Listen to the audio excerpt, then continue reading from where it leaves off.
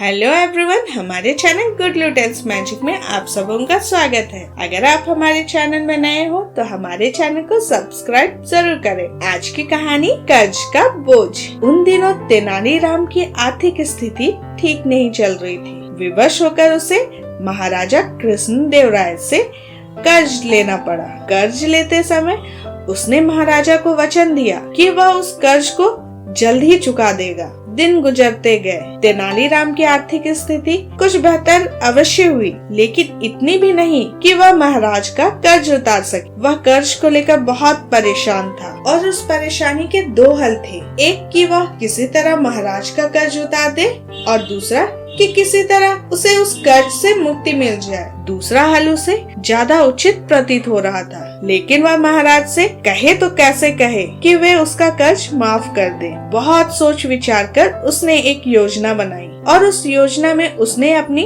पत्नी को भी शामिल कर लिया। फिर एक दिन उसने अपनी पत्नी के माध्यम से महाराज को संदेश भिजवाया कि उसका स्वास्थ्य ठीक नहीं है, इसलिए वह कुछ दिन दरबार में उपस्थित नहीं हो पाएगा। संदेश भिजवाने के बाद उसने दरबार जाना बंद कर दिया। कई दिन बीत गए। तेनालीराम के दरबार न आने पर महाराज को चिंता हुई कि कहीं उसका स्वास्थ्य अधिक खराब तो नहीं हो गया, और उन्होंने तेनालीराम के स्वास्थ्य की जानकारी लेने उसके घर जाने का निर्णय किया। एक शाम महाराज तेनालीराम के घर पहुंच गए। पत्नी ने जब महाराज को देखा तो तेनालीराम को इशारा कर दिया। महाराज को आता देख तेनालीराम बिस्तर पर जाकर कंबल ओढ़कर लेट गया। महाराज तेनालीराम के पास गए और उसका हालचाल पूछने लगे। तेनालीराम कुछ न बोले, लेकिन उनकी पत्नी बोल पड़ी, महाराज, जब से आपसे कर्ज लिया है तब से ये परेशान रहते हैं। आपका कर्ज चुकाना चाहते हैं लेकिन चुका नहीं पा रहे हैं। कर्ज के बोझ की चिंता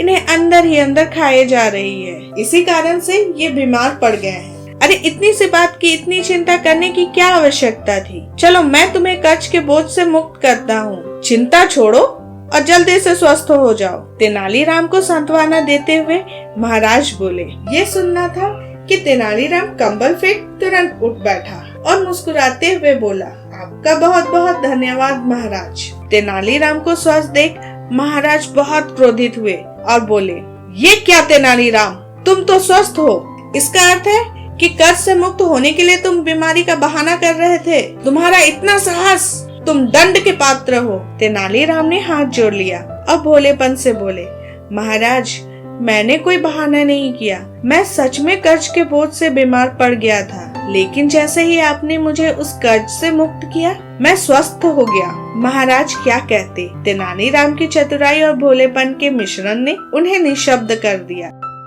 अगर आप लोगों को हमारी ये कहानी पसंद आए तो लाइक, शेयर और सब्सक्राइब जरूर करिएगा। Thank you.